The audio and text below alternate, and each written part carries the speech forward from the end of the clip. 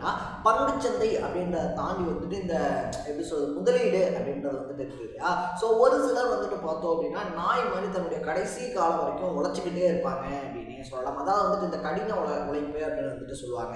வேலை பார்க்கறதுலேயே வந்துட்டு பார்த்தோம் அப்படின்னா 2 விதமான வேலைகள் அப்படின்றது இருக்குது அப்படின்னு சொல்லணும். ஹார்ட் ஒர்க்கு, ஸ்மார்ட் ஒர்க்கு அப்படின்னு சொல்லிட்டு வந்துட்டு. ஸோ ஹார்ட் ஒர்க் பண்ணுறவங்க அப்படின்றவங்க இருக்காங்க இல்லையா, அவங்க வந்துட்டு பெரிய லெவலுக்கு போக முடியுமா அப்படின்னு சொல்லி கேட்டோம் அப்படின்னா அது ரொம்ப கஷ்டமான ஒரு விஷயம் அப்படின்னே சொல்லலாம். ஏன்னா பெரிய பெரிய அறிவாளிகள்லாம் வந்துட்டு பார்த்தோம் அப்படின்னா காலையில் 4 மணிக்கு எந்திரிக்கிறாங்க, 5 மணிக்கு எந்திரிக்கிறாங்க, அதனால தான் அவங்க பணக்காரங்க ஆகுறாங்க அப்படின்ற மாதிரிலாம் வந்துட்டு சொல்லப்பட்டிருக்கு.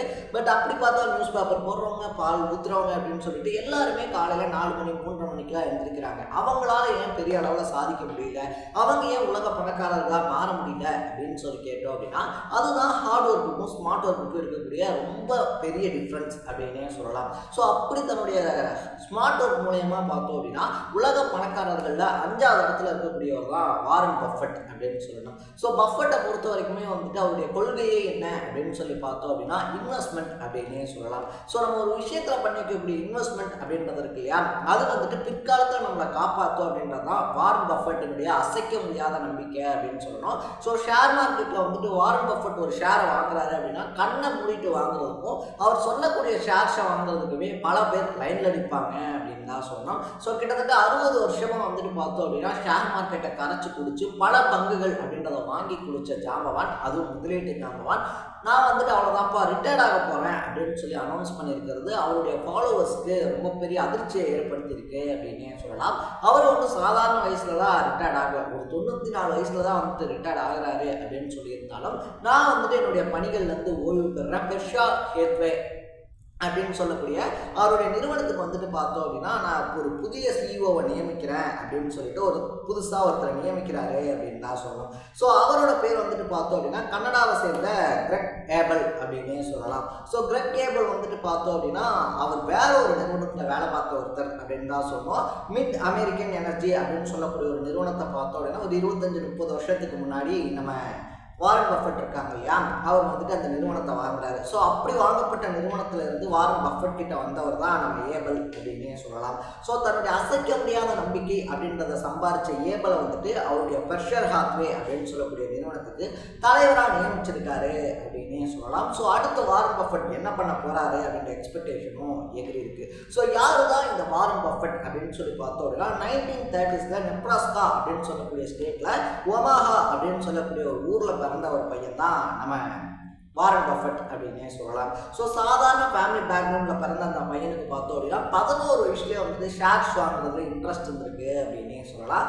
நம்மலாம் 11 வயசுல என்ன பண்ணியிருப்போம் அப்படின்னு சொல்லி பார்த்தோம் அப்படின்னா அம்மா அப்பாட்ட ₹1 ₹2 அப்படின்றத வாங்கிட்டு போய் சாக்லேட்ஸ் வாங்கியிருப்போம். பட் வாரன் பஃபெட் அப்பே என்ன பண்ணுறாரு அப்படின்னு சொல்லி பார்த்தோம் அப்படின்னா ஷேர்ஸ் வாங்க ஆரம்பிக்கிறாரு அப்படின்னே சொல்லலாம். ஸோ அந்த ஷேர்ஸ் வாங்கக்கூடியது இல்லையா, அவர் யூனிக்காக பிக் பண்ணக்கூடிய ஷேர்ஸ் அப்படின்றது நல்ல ப்ராஃபிட் தரதுனால சரி ஓகே நம்ம இதுலேயே வந்துட்டு நல்ல பிஸ்னஸ் பண்ணலாம் போல அப்படின்னு சொல்லி யோசிக்கிறாரு. அதுக்கப்புறமா 1956 வந்துட்டு பார்த்தோம் அப்படின்னா பஃபெட் பார்ட்னர்ஷிப் லிமிடெட் அப்படின்னு சொல்லக்கூடிய ஒரு நிறுவனத்தையே ஆரம்பிக்கிறாரு. ஸோ அவருடைய 26 வயசுலேயே வந்துட்டு பார்த்தோம் அப்படின்னா அவருடைய ஓன் ஏஜென்சி மாதிரி ஆரம்பிச்சிடறாப்ல அப்படின்னு சொல்லலாம்.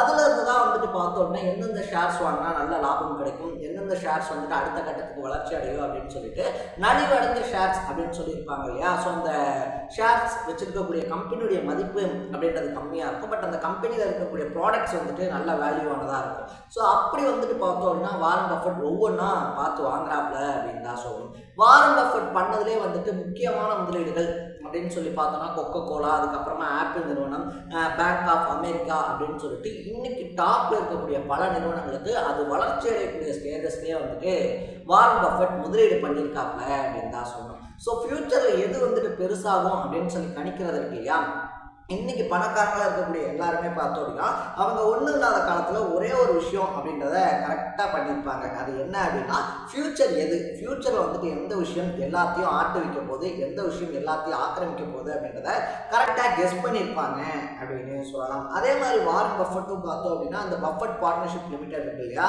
அதுக்கப்புறமா 1970 என்ன பண்ணுறாரு அப்படின்னு சொல்லி பார்த்தோம்னா பெர்ஷியர் ஹாத்வே அப்படின்னு சொல்லக்கூடிய ஒரு ஜவுளி நிறுவனம் வந்துட்டு லாஸ்ல இறங்குறாங்க.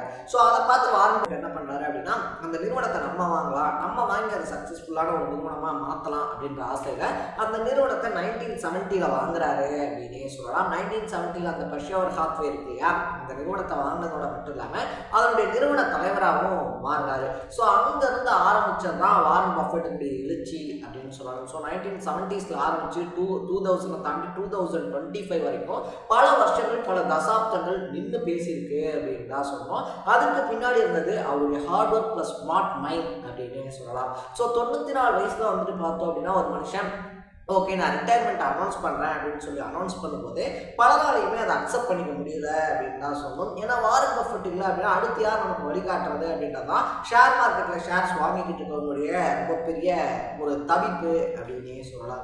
என்ன இருந்தாலும் வாரன் பஃபெட் மாதிரி இன்னொரு தலைவன் இன்னொரு முதலீட்டாளர் உருவாகி வர்றது அப்படின்றது ரொம்ப ரொம்ப ரொம்ப கஷ்டமான ஒரு விஷயம் அப்படின்னு தான் சொல்லணும்.